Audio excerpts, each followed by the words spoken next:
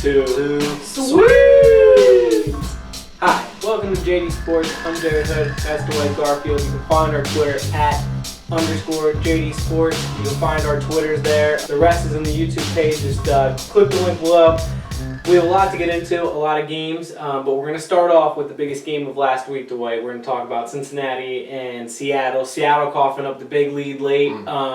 Disgusting. The Red Rifle, man, he got it done, and every year in the regular season they look better, and they look better, and they look better, and then they're the best team going into the postseason, the best Bengals team they've had going into the postseason, and it's a letdown. So this early in the season, it's hard to really, judge what's going to be going on deep, but what did you see going on from Sunday? Do you find that to be more of a Seattle losing the game, or did you find that more to be Cincinnati making the comeback, making the plays they had to play, and winning this football game? Honestly, I was more impressed with the fact that Cincinnati was able to bounce back. They were down 24-7 at start of fourth quarter, and to be able to come back and win, and under those circumstances, is very impressive because of the fact that we've been saying, it's about the postseason. It's not about now, but that's the type of win that makes you kind of, maybe they are legit. Maybe we should be taking them seriously. Yeah. And, I've heard people be saying that this is their actual year to, get a win or two in the postseason. Mm-hmm. And when you get a win like that, it's hard to argue that. Yeah. Well, the more I watch Seattle, the more it becomes evident that Russell Wilson looks like he's on his own on offense. And they got to figure out their offensive line issues, because in the big moments of that game,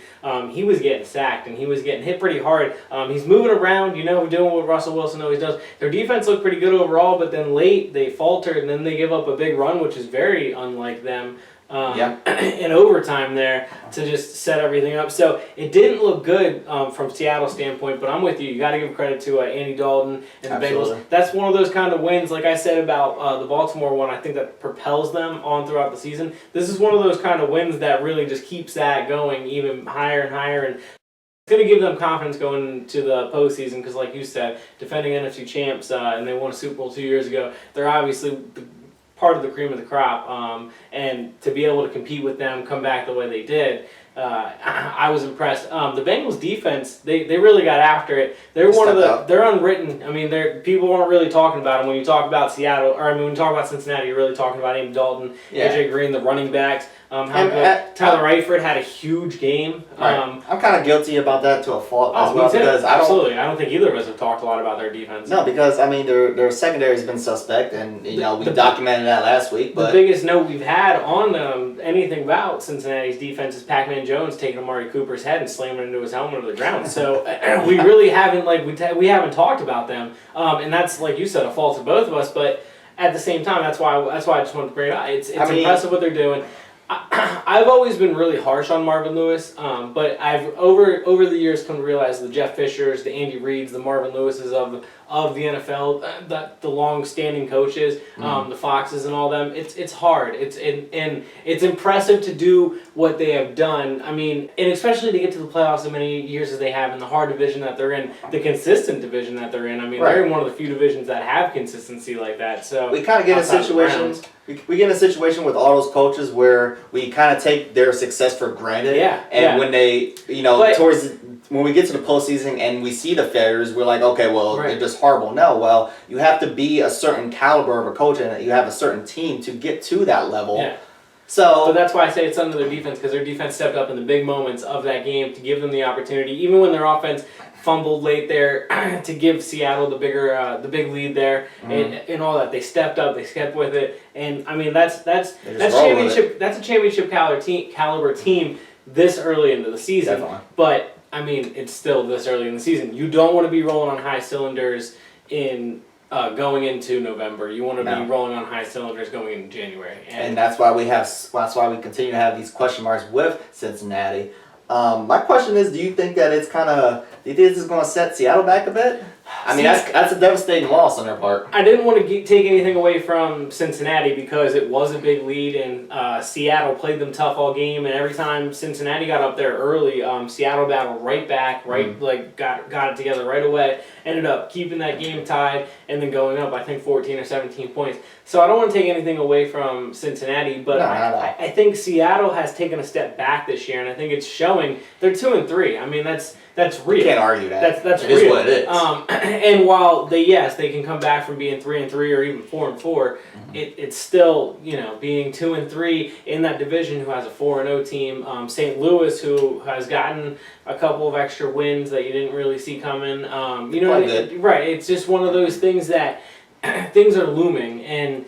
The NFC might be a little deeper because you look at the NFC East might have a couple teams competing just because of injuries with Dallas. Yep. And then you look at the Giants who have played inconsistent, the Eagles who played inconsistent, had Washington played with Atlanta this week, so who knows the potential of they could go future. You know what I mean? I mean, you look at and then you have two teams in the NFC South. We can go on forever about this. So Seattle being 2-3 in my eyes. It's kind of the writing's on the wall it's a little bit. It's going to be harder for them to come back, but they had to pay Russell Wilson, and then that's what happened. When you have to pay him, you shipped out an offensive lineman, you brought Jimmy Graham in because you want to give him more of a receiver to throw to. Marshawn Lynch has been injured the past couple of weeks. And that doesn't help at all either. But the reason he was injured is because he's taking more hits deeper into the backfield because you don't have an offensive line to protect him. But that seems like, and we talk about this every single week. The biggest issue around the NFL right now is offensive line, and I think it's just because they can't block. I don't think this is the worst offensive line era we've ever seen. No, I just think that the rules are so tough against them right now, and the defensive linemen are just so big, and it's just so. I mean, they can grab you and you can't grab them. It's just that simple. Yeah. So until you figure that out, it's going to be teams' issues. And when you have a team like Seattle who has a mobile quarterback, who he's a little smaller just in stature, and like you said, they're running with their second, third string running backs. Doing well at that. Yeah. I mean, it's well better than expected, but at the same time, they're 2-3, so you have to start figuring it out. Now, 2 of those 3 losses did come without Cam Chancellor. All 3 of them have come on the road. Your schedule is going to be a little more home heavy here coming up, so you have that. They can't beat them in Seattle. Right, and even in the close games like the Denver or the Detroit games, they've had games like they had against Green Bay twice over this stretch of home games that they've only lost 2 in. So, like you said, it's hard to beat them in Seattle, even in those close ones. You had them. You picked them to go to the Super Bowl, right? I did pick them to go to the Super Bowl. Do you stick with that? No, I'm not backing out of it. I mean, I am sticking with it. I understand. That's good. It's still too early. Oh. They can get on a roll late. As you said, we got all these home games. Agree. It's too early to back out. As bad as 2-3 may look, it's still. In the NFC, it's doable. And right, just as we said, as open or as bad as it is, it's as open as that also because you can sneak yourself in there if you play well. All they have to do is get in the playoffs, and then when you're telling me that somebody has to travel to Seattle, then I'm taking Seattle all day. So they just need to get into the playoffs, maybe get a home game or 2. I know the games up until now matter, but the games from Thanksgiving on, those are the make it or break it games, and that's where Seattle always seems to excel, whether it's at home or on the road. So, I mean, that's here we are talking about them right now, but we'll talk around that time. Moving on, another overtime game. Cleveland went to Baltimore, and for the second time since Cleveland has come back into existence, since their team has gone from Cleveland to Baltimore, have they beaten the Ravens in Baltimore. Kind of a fluky win, obviously. It seems like anytime the Browns have a win, it's a fluky win. It's a fluke. Unless Manziel's playing, and then it looks like, hey, they drew it up that way. But, anyways, I always say Joe Money Flacco, Joe Cool Flacco. He did well to get them into scoring position, get it into overtime, but I was really disappointed in watching him in that first drive of overtime. They didn't move the ball at all. I think they had -1 yards on that drive, punted the ball back to him, and then horrible. Their defense in Baltimore, top of that. I personally didn't think that they were going to struggle as much as they have without Suggs, but I think losing Suggs has been a bigger deal than I really put on the table. C.J. Mosley looks like he's getting a little more exposed without Suggs, and that defensive line is just not getting the pressure that it was used to getting with him. I mean, we've touched base on it before. Baltimore's been having these devastating losses, and yet again, I mean, they were up 21-9 at the end of the third quarter, and to lose at home against a rival like that, it's just another devastating loss. A team that you own. Exactly, absolutely, and you playing Josh McCown. Granted, he put up almost 500 yards against them, which is just you completely exposed Baltimore's secondary. Right, exactly, and they. I'm finally done with Baltimore. I mean, I think the writing's on the wall. It's done. We keep saying week after week after week. We're living in this nostalgia. I'm done with it. I'm done. They're still the best 1-4 team, if that means anything. It doesn't mean anything. I'm with you. Absolutely not. While I'm done on them making the playoffs, I mean, it's not like I'm not going to probably pick them to win a couple of games that in their division. I could see that happening. Yeah, we'll see going down the road. I don't have any plans of them going postseason forward, but you think they're going to be 500 at this point? Because I can't even say that. Yes, because it's Joe. I can't give up on Joe Flacco. They have the quarterback in this league. Now they don't have a good defense, and in the big moments, their defense hasn't looked good at all. Though their defense really shut down Peyton Manning in the first week, so it was false. I mean, and plus that was when Suggs was there, so I can't say it was completely false because I thought their defense was good coming in. Like I said, losing him is probably a big deal. But yeah, I think they can get to 500 just because Joe Flacco. I think Harbaugh. I mean, he's going to keep them motivated, and he's more worried about wins than he is a draft pick. I think he's one of those coaches. He's one of those coaches that's more respectable to him, and they can build it in house. They do well drafting anyways, and they've always had late draft picks. So I think this win is more for Cleveland than the loss does for Baltimore. I think for Baltimore, it kind of gives their fans the X on the wall, like you said, but to be hanging on a thread while October is still in the first week, I mean, really, where were you then, anyways? Right. So it doesn't really matter if it's not this week. Is it next week? Cleveland, I think this is going to give them a spark going forward. Really? Like you said, McCown. This is going to kind of hush down the Johnny Manziel rumors. He threw over 500 yards or almost 500 yards. You said it was almost 500. That's incredible. Yeah, but I mean, like we've been going back and forth with this for the past couple weeks. It's still it's against an NFL team. And we talked about before, should they have stuck with Manziel because he was winning, or do you switch to McCown and then McCown lost and now suddenly he's winning? Now we're like, okay, now it's a good decision. No, I don't know if it was. I'm still on the side of they should have played Manziel and seen where that went. I still 110%. So now at this point, where do you think it should go? When you went back to McCown, you can't just flip flop, especially after you threw 500 for almost 500 yards. It's just you're not going to do that. So yes, a couple of weeks ago, I think they should have went with Manziel, and who knows where they would be with that right now. The problem with them is that it's their division. They're not getting past. No. They're not going above third place. I can tell you that right now. Well, a side note, talking because I'm going to say this about the Browns, exactly what I said about Detroit last week. Detroit needs to break everything down and rebuild. And what did they end up doing last week? They sat Matthew Stafford. I've been telling you for how long about this. We've been preaching it all year, and it just came down to it. But that's what, like you said, the same exact reasons for that I said Detroit needs to break it down is the same reasons I think the Browns need to break it down. The division's too good. Moving forward, you're gonna have to play. You're gonna have to play Pittsburgh. You're gonna have to play Baltimore, and you're gonna have to play Cincinnati. All three of those teams are well-run organizations who seem to always have it together. At least are always 500. I think it's a completely different situation. They sat Stafford because of the game he was having. Next week, you best believe he's going to be starting. There's no quarterback controversy in I'm not saying it's Detroit. A quarterback controversy. I'm just saying. Yeah, they benched him because it was a coaching decision. He said, you know what, let's pull the plug, sit down. You got 3 interceptions, sit the hell down, bro. Name a playoff team that's going to sit their quarterback once this season. But when you are already 0-4, you're not, I mean... It doesn't matter. They were already 0-4. They already weren't going to the playoffs. But do you think I'm on the right track? Do you think my rant last week has a little more merit? I don't think it does or it doesn't. I think they had a horrible game. It is what it is. He threw 3 interceptions. He got sad. He's going to start next week. I mean, they're not starting over. I don't see it happening. I don't. I just rarely look right, so it always feels nice when something backs. You want me to submit it? You want me to say that you were right for once? Just for once. Okay, you got that one. I got one. You got one. I'll give you that, which I'm not giving. I'll give you Stafford, but you're not getting Rivers. It's so early. Well, but how good did he look? How good did he look? And then he almost won. Almost won against Mike Vick. Mike Vick said he drew that play up, and he, by the way, the long pass to Whedon on the sideline with Big Ben 2 minutes before. That's incredible. Yeah.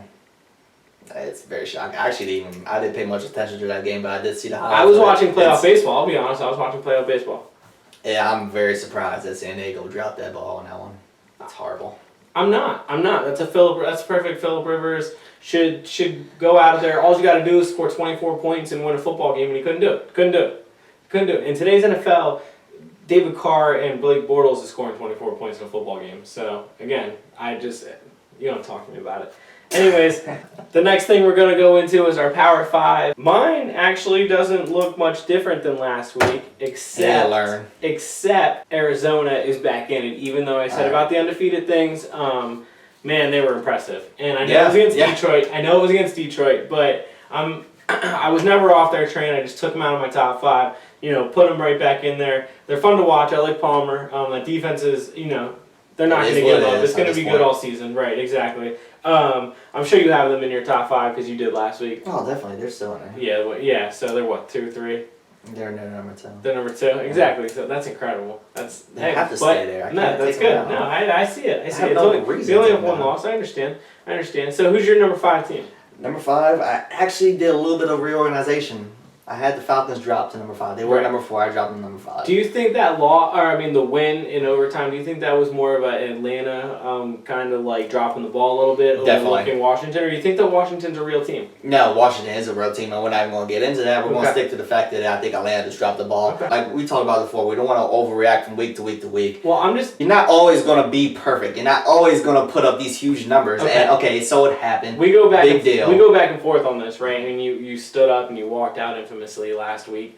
Because I have my number 4 team is still Carolina, but we talk about the schedule. No, but we talk about the schedule, right? And you were bagging on Carolina for the competition that they played, but at the same time, you look at Atlanta and even coming into this week, haven't played all that great a competition. It's just been things happening around them or them running into backup quarterback, and then they get Washington and it takes some overtime against a team that you don't think is legit, but you have no. It's going to happen. But what's the difference? They're not going to blow out everybody. What's the difference between them and Carolina right now? They have a much better team. On paper, they have a much better team than Carolina.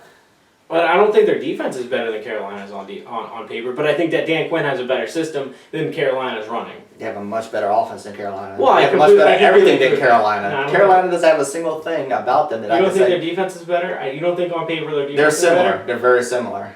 I've looked at the stats. They're very similar. The stats, yes, but I mean the actual players yes, because like I said, I think that Atlanta's running a better scheme, and that's why they're similar, because I think Carolina has the better talent, but Atlanta's running the better scheme.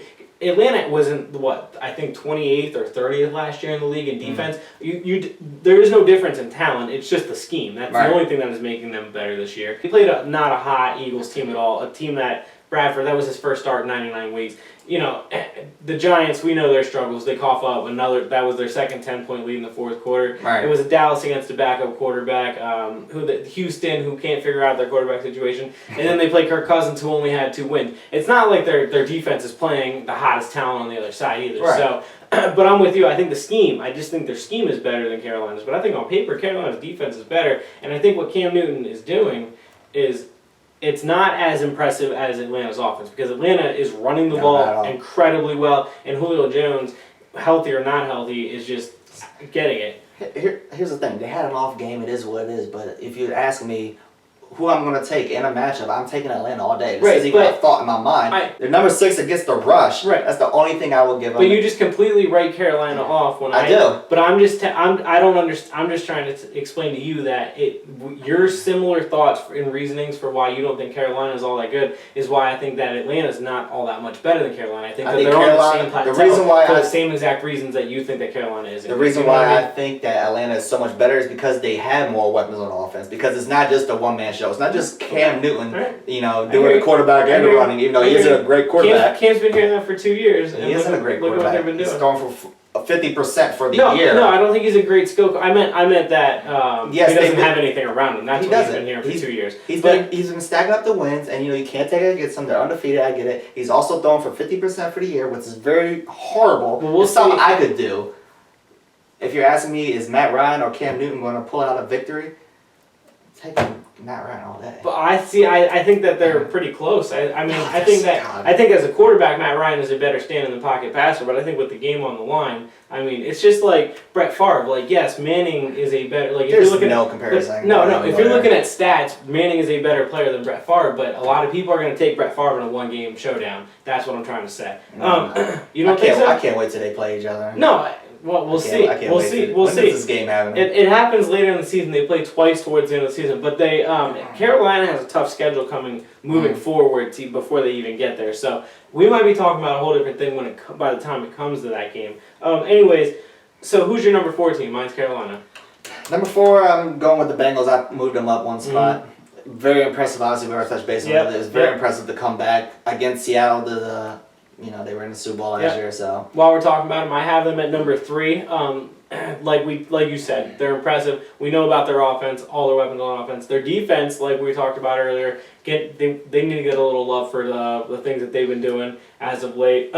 So who do you have at number 3 then? Number 3, I'm still sticking with Carolina. Number 3, I'm still sticking with the Packers. You're sticking with the Packers? Stick with the Packers. Yep, I have them at number 2. I almost switched them just because of the fact that they were able to beat St. Louis, unlike Arizona, but they struggled a little bit though. They struggled a little bit there in against St. Louis.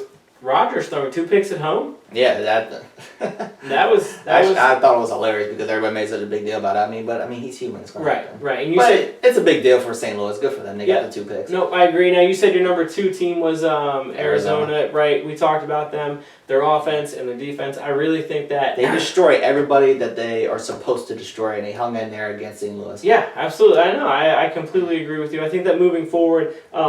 Health last year around this time is where everything started falling apart for them. They're getting Ellington back, so if he stays healthy through the rest of the season, and Palmer stays healthy through the rest of that season, and that defense can stay. The Cardinals, honestly, they're not going to have a serious matchup until mid-November when they face the Seahawks. You're right. Otherwise, it's pretty much smooth sailing for them up until that point. Mid-November is when they're really going to start. They got the Seahawks and the Bengals. I think it's the week before Thanksgiving, if I'm not mistaken, is when they play the Seahawks. Then the Bengals. Yeah, that's when we can see what they're really made of. But up until then, it's smooth sailing. Now, we both have New England as our number 1 team.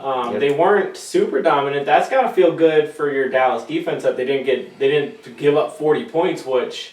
We'll get into that, talking about them more a little later. I mean, I hear you. Sip your tea. Sip your tea. You're not tea, but sip your tea.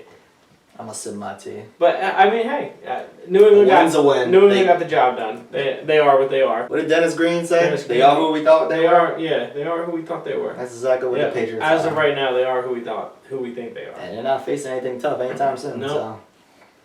Next segment going to JD Sports is we're going to talk our picks. Last week, I went 10-4. What'd you go, Dwight? 9-5. Oh, man. Are we tied up or? Well, my overall record is 49-28. Yours is 48 and 29. Ooh, I got you by 1. But this is a tough week. I had a hard time going through my picks. We're going to highlight 3 games and then we'll talk about the rest.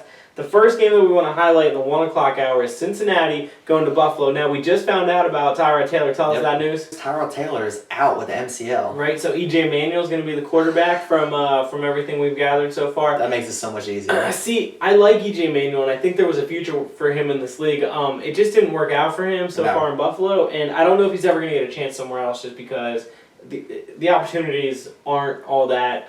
He's got that Mark Sanchez syndrome going on. Maybe, but he didn't even play that well. So at the same time, maybe not.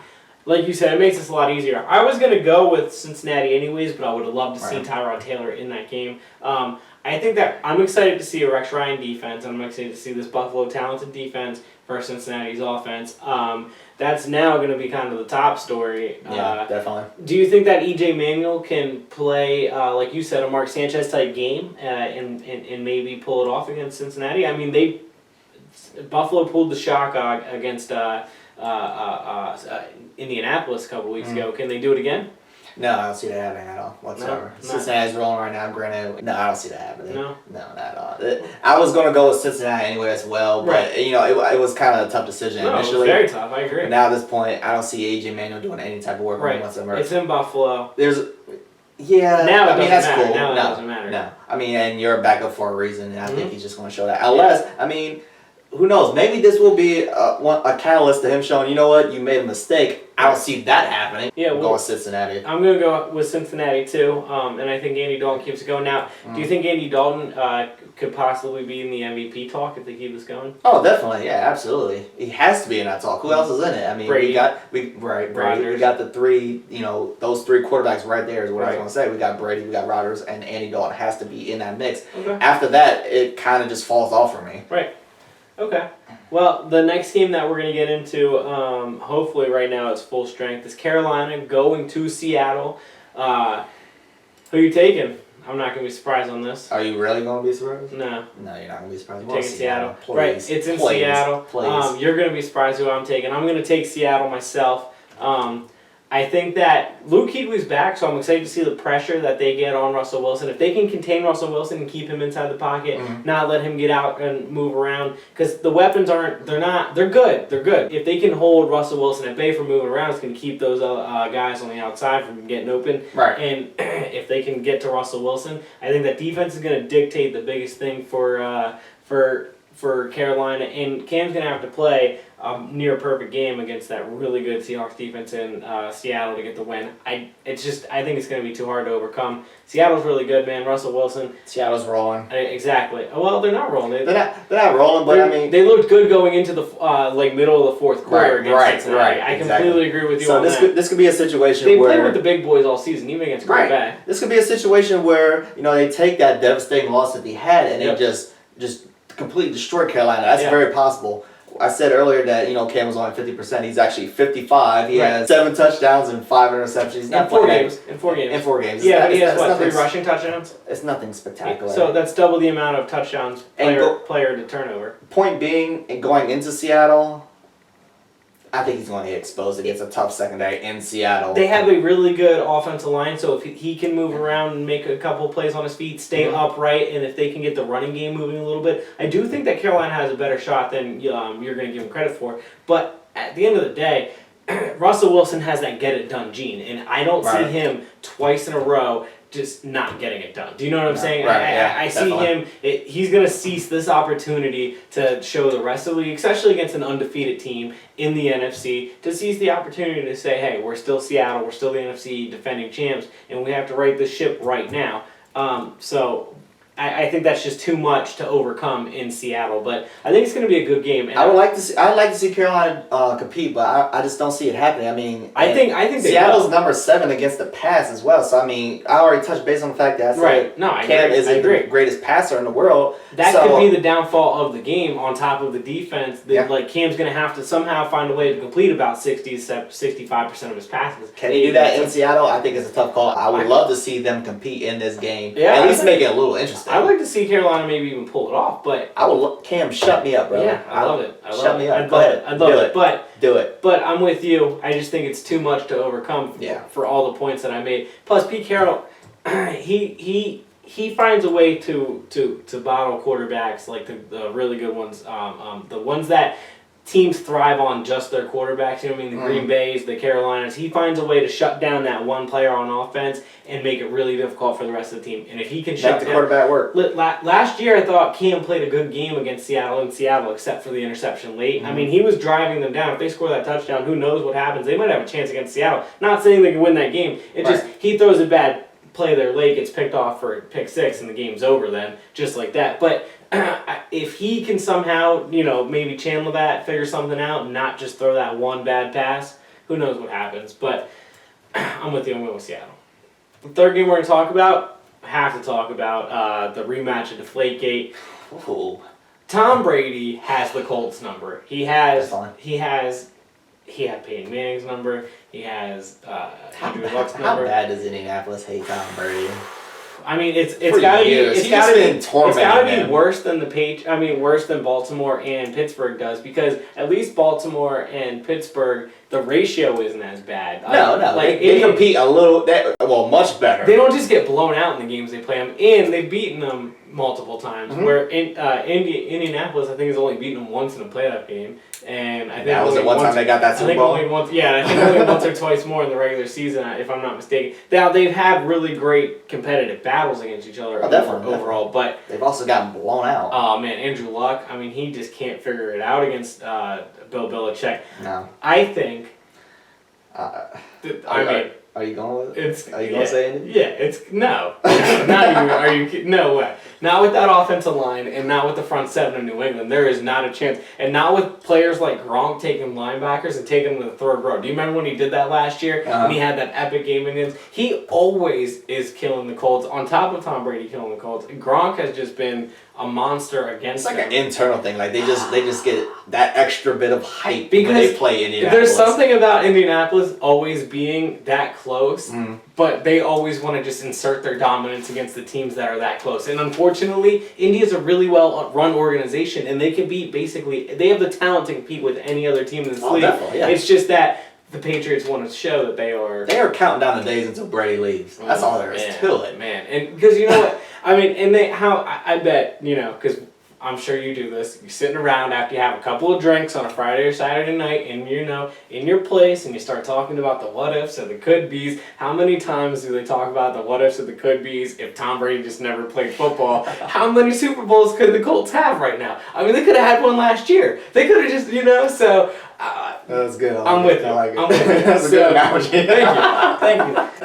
I'm gonna pick New England. You don't think it's a trap game? A potential trap game? No. Just a little bit? I don't think anything's a trap game for Tom Brady and Bill Belichick right now. It's literally I'm getting to the point where I'm starting to think that New England's just going to have to be the ones to blunder a football game for them to lose. Maybe they fall into a trap game and looks like they get outplayed, but I think it's going to be something on them internally to not win a football game. It's over like a pick six. It's just over. I have faith in somebody else. Yeah. Beating them in a 60-minute football. They're just too good, and they're well run. The front seven, I mean, incredible. They just had a bye week. They go in to Dallas. They play really well against Dallas. Granted, I know it was Brandon Weeden. Going with New England all day. It's not even a question for me. I mean, do I think it's a rematch? Deflate-gate on top of everything. That's the big thing for me is that I feel like we've been saying all year that Brady's on a mission and he's going to make a statement against everybody. This is the team that he was on a mission for. This is it. How big of a win is it going to be though? Like point wise, what do you think the spread's going to be on that? The spread. I think that Vegas will have it at like 3 or 4, maybe even. I don't think they'll have it in the. I heard it was at 7. Really? From what I recall hearing earlier today. Maybe that's how low they have the offensive line of the Colts. 7 is a big number. Yeah. I do think that the Patriots could easily win this game by 2 touchdowns. Yeah, that's kind of what I was getting at. Do you think it's gonna be 2, or do you think it's gonna be more? No, I think it could be 2. And if the line, if the over/under would be under 50, I think it would be an easy take because the scores on average, I think over 40 points against the Indianapolis Colts the last 7 times they played them. The thing about this game is that if anybody can have a chance against New England, it potentially could be the Colts. Granted, they've had their struggles. Exactly. They've had their struggles. He is the wild card. He's the elephant in the room. He will give you a chance against anybody. And New England's schedule is pretty much a cakewalk as it is. I told you that. If they're going to struggle against anybody, I said look at their schedule going down the road. I don't want to talk perfection because I'm not a guy who jinxes things, but as good as they are in that schedule, I can't go that far, but I see where you're coming from. That's why I'm saying it's gonna be hard to pick a game against them. If they're going, I might pick them to go perfect. If you take the deflate-gate thing out of them, if they're going to have a difficult time against anybody, I think it could be in Indianapolis. Yes, but when you bring that deflate-gate shit back, yep, without question, Tom Brady's going to do work. No, I completely agree. So I'm going New England. Okay, well, in this portion we do our rapid fire like we said. I was 10-4 last week. You were 9-5. 9-5. The overall record is 49-28 for me, and what? 48-29. Okay, so Thursday night game is a good game. It's Atlanta going to New Orleans. Now, New Orleans is struggling. I understand that.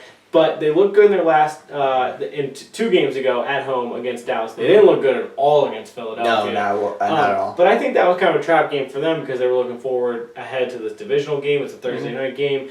Breeze. I'm taking Atlanta. I'm with you on, because you said about the Washington game last week was more of Atlanta overlooking Washington. They got in this one. Yeah, I kind of thought it could be a trap game for Atlanta because of this. I feel like, it is a divisional thing, and maybe Drew Brees just bounced back at home on a Thursday night, but I'm going with Atlanta. Yeah.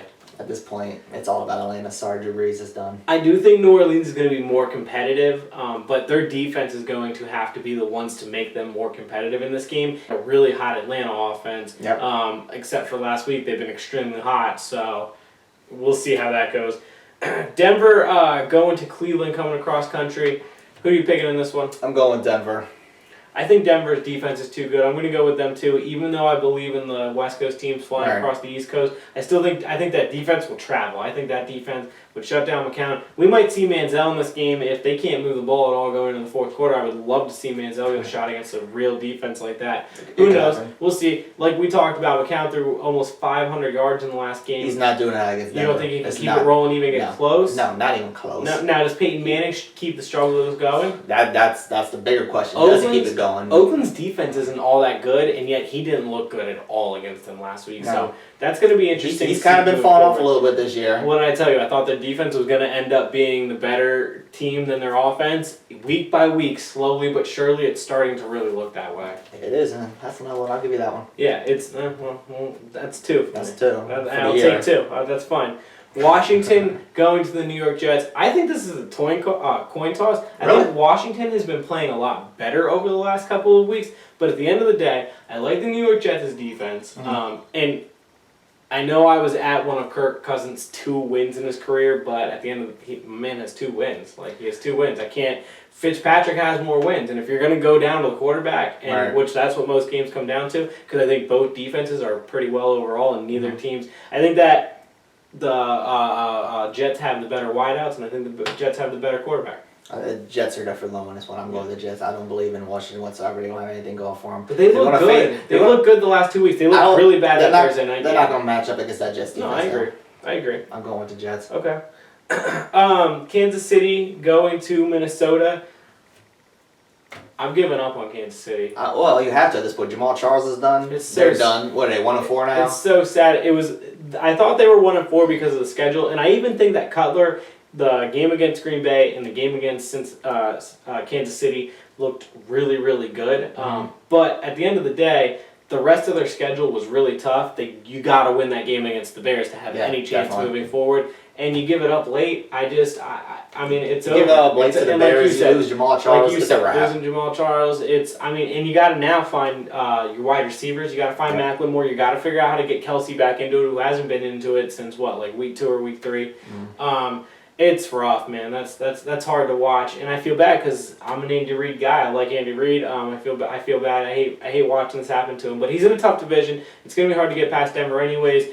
Now, just like Baltimore, it's a wrap. Time. Those are the 2 teams I'm done with. Completely. I'm going Minnesota. I'm going to pick Minnesota too. I like Minnesota's defense. I like the way AP's been playing. I'd like to see Bridgewater keep maturing the way he has this season. They're kind of under the radar sleeper that we haven't talked about much. If they keep this going moving forward, we might have to start keeping an eye on them. Who's that again? Minnesota. No.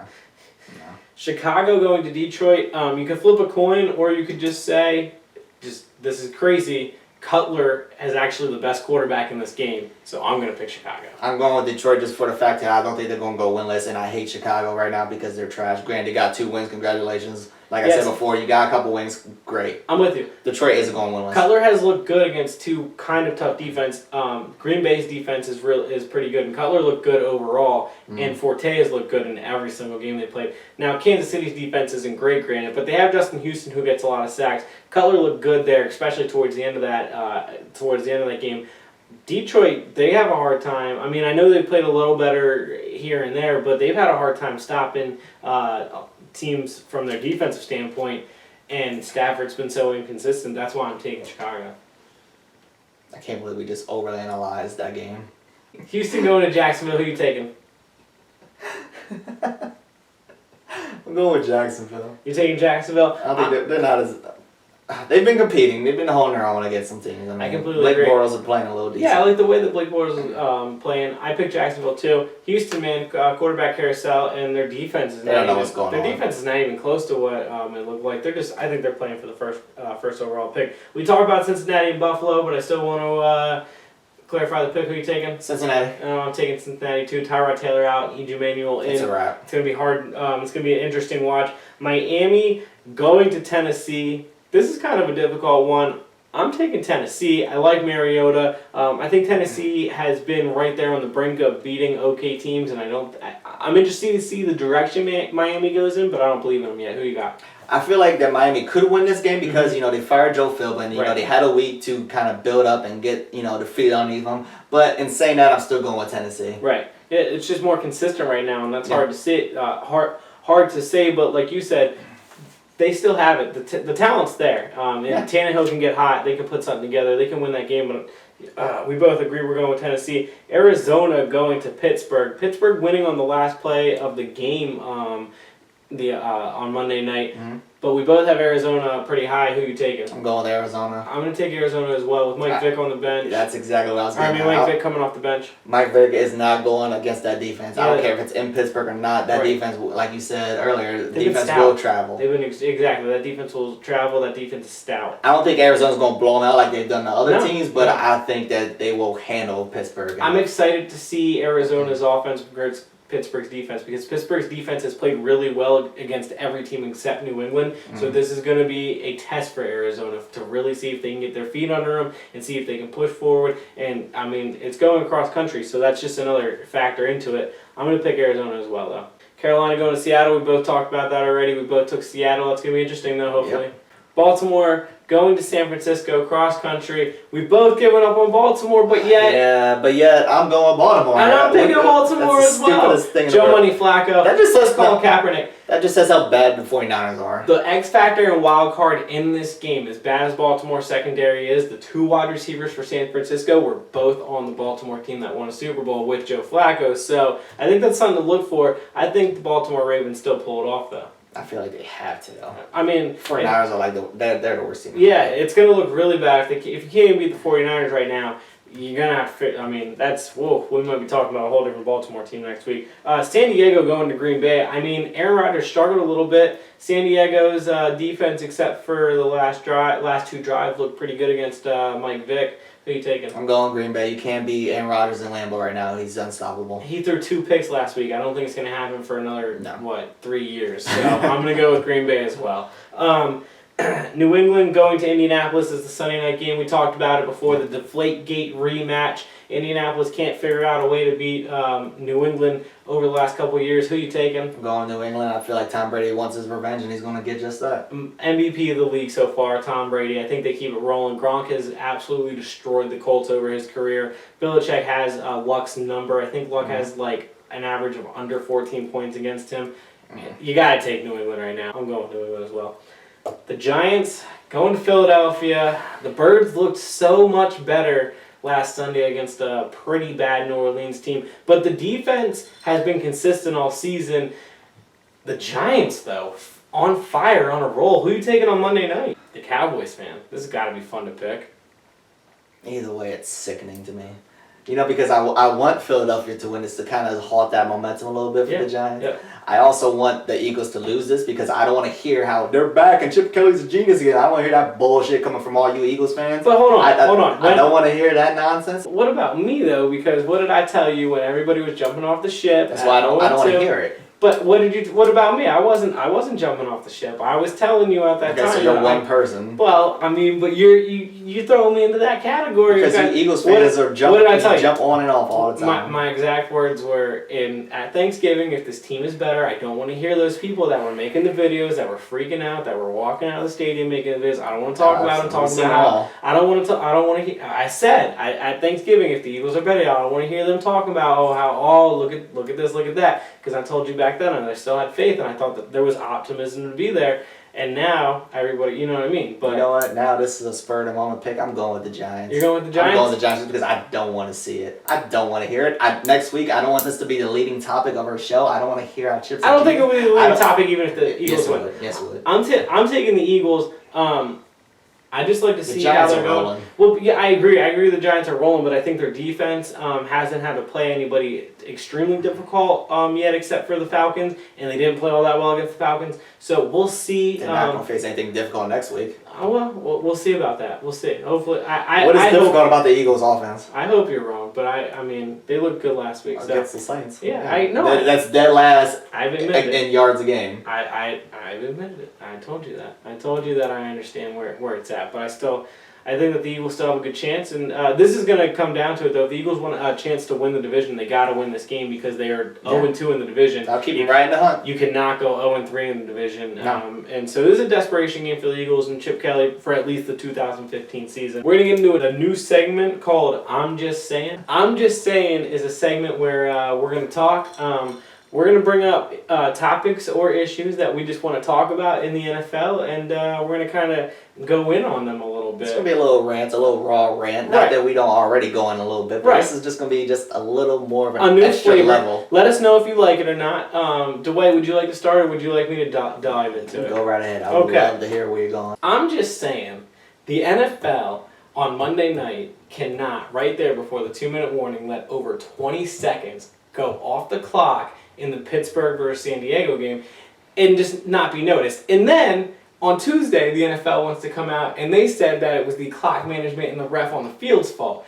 I'm just saying, step up and take the blame. Like, you hired, those people are NFL officials, okay? The clock management is, who's signing their checks? Somebody employed by the NFL. Who's signing the ref's checks? Somebody employed by the NFL. Yet when they mess up, you just want to, boom, right away, it's their fault. No, just take full responsibility. Again, how can everybody else in the world notice, but you can't figure it out? You've got to step up. You've got to be better than that. That's 2 weeks in a row on primetime games, both Monday night games, that the NFL officiating has messed up. And still, neither time have they come out and said that we need to get better, we need to fix it. They just pass the buck off. They blame people. When is Roger Goodell going to come out and say we're going to figure out how to make we have the technology to be the best that we can possibly be. So why can't he come out and say, let's go be the best that we can possibly be? I'm just saying, from an outsider's perspective, it makes zero sense. And I was, even through all this Goodell stuff over the last couple of years, I'm not one of those people who thinks that we should just fire everybody in America just because they mess up here or there or things that happen. Things were happening on the fly. He had other people telling him also what to do.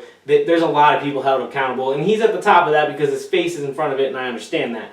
But like, these are the issues, to me, are what we should be talking about with a commissioner. And somebody else should be doing the disciplinary. You can get into that 1,000 times. Well, that's not even a conversation right now. But these are the kind of things that I look for as a fan. These are the things that are affecting me when I'm watching a football game and I'm watching 20 seconds in a less than touchdown game.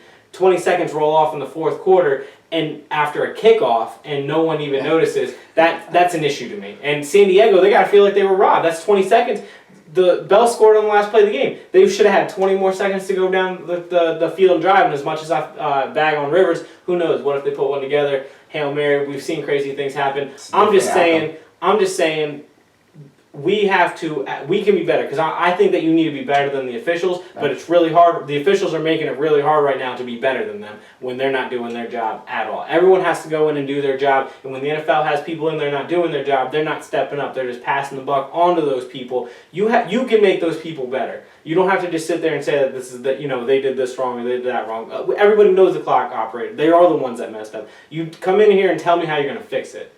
I'm just saying. That shit pisses me off, man. We're in 2015, and you ain't got the money to sit here and tell me that you can't. And you can see it in the background. It's going down in the stadium too. It's not just ESPN. It wasn't just the ESPN graphic. It was actually going down in the stadium. And I'm just like, anybody want to hit stop on that? Like, and then when they came back, it was 15 seconds slower than it was when they went to commercial. And it's like, what? Like, how do you not notice that? I don't.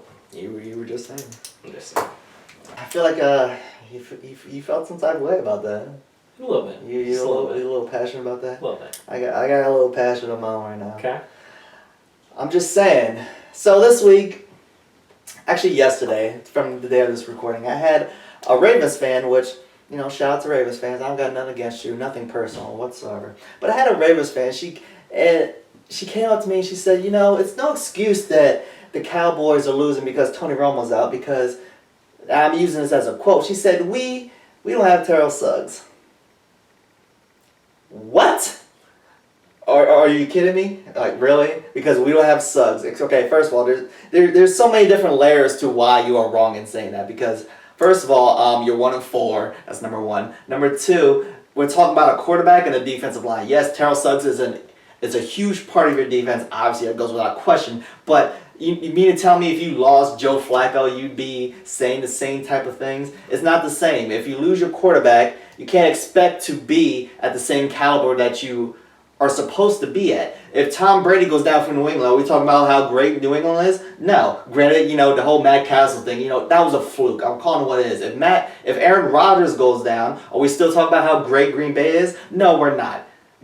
So we need, as fans, we need to get off this whole idea that, next man up. I'm sick of hearing about that. You know why? Because next man up is a lot of crap, and it's rare that you have that next man that can step up and can carry a team. Look at my Cowboys, for example. Look at Brandon Weeden. He sucks. He can't drive down the field. He can't put up points. He lost, 30-6 against New England. And now they finally decided, you know what, we got a bye week. Let's bring on Matt Castle because, we need to give somebody else an opportunity because Brandon Weeden isn't cutting it. Point being, if your star player goes down as an excuse, if you lose somebody, obviously that's a big blow. And we lost Romo, we lost Des Bryant, we gave away DeMarco Murray, which, he could be the curse of DeMarco Murray at this point. He could be a curse for y'all, he could be a curse for us. We're going to see moving forward. I'll come back to that at some point down the line, I'm sure. Point being, if you lose your star players, you can't expect to be at that same elite status. And the fact that her and other fans like her can say, you know what, it's not an excuse. No, it is not an excuse. It's a fact. If you lose who you lose, you're going to be who you are. You are who you're supposed to be. Or who you're not supposed to be. And when you lose a guy like Tony Romo, which that's another thing. I'm just saying, Cowboys fans, get off Tony Romo's case. Because you know what? A lot of you have said, let's get rid of Romo. And who are you going to go to? Case in point, you went to Brandon Weeden and he's trash. What are you going to do? We're going to start drafting again? Is that what we're going to do? We're going to let Des Bryant sit on the sidelines like Larry Fitzgerald and just rot to mediocrity? No, let's not do that. Let's keep rolling with Tony Romo because you know what? He can play and we have a potential to win a Super Bowl with a Tony Romo. Period. So you're just saying Matt Castle isn't the answer? I'm just saying that he's more of an answer than Brandon Weeden. And I'm just saying, until Tony Romo comes back, I'm just saying until we have that stability again on our offensive side of the ball, shut your mouth. I'm just saying. Well, that was a brand new segment, and we both bought a little more heat than I think expected. Yeah, I'm a little amped up right now. We'll see how that goes. That went well. I'm not a fiery person. I felt a little fire. I felt fire coming off of you, too. It was building more and more. That was the latest from JD Sports. We appreciate you watching. That's Dwight Garfield, as always. I'm Jarrett Hood. Thank you. Follow the Twitter @_JD Sports. Check out the links on the YouTube page. Watch everything you can. Click the ads, as they say. Thank you again.